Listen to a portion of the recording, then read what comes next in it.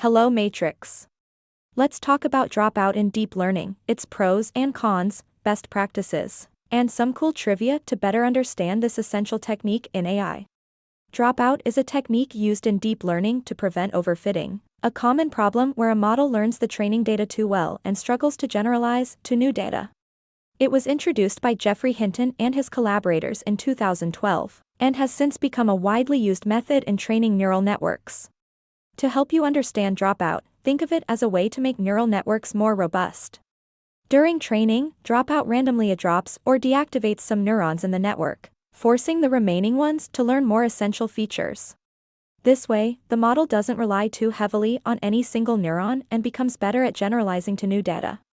Now, let's talk about the pros and cons of using Dropout. One significant advantage is that it helps improve a model's generalization capability, reducing the risk of overfitting. It's also relatively simple to implement and can be combined with other regularization techniques for even better results. However, Dropout has its drawbacks.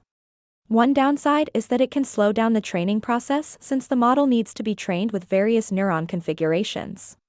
Additionally, Dropout isn't always the best choice for every neural network architecture, and it might not be as effective in specific situations.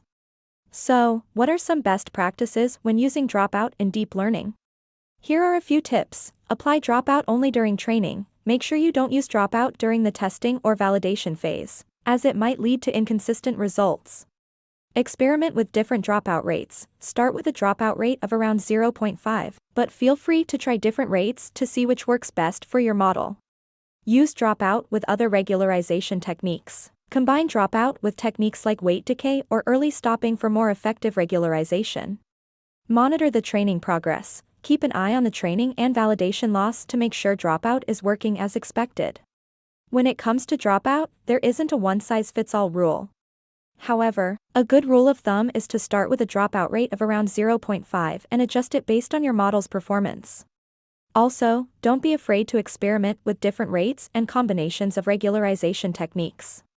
As for Dropout trivia, did you know that the idea behind Dropout was inspired by the biological process of neurogenesis? This process involves the creation of new neurons in the brain and is believed to play a role in learning and memory. Hinton and his collaborators borrowed the concept, creating a technique that mimics the process of neuronal adaptation. In conclusion, Dropout is a powerful technique in deep learning that helps prevent overfitting, improving model generalization. By understanding how it works and following best practices, you can train more robust and effective neural networks.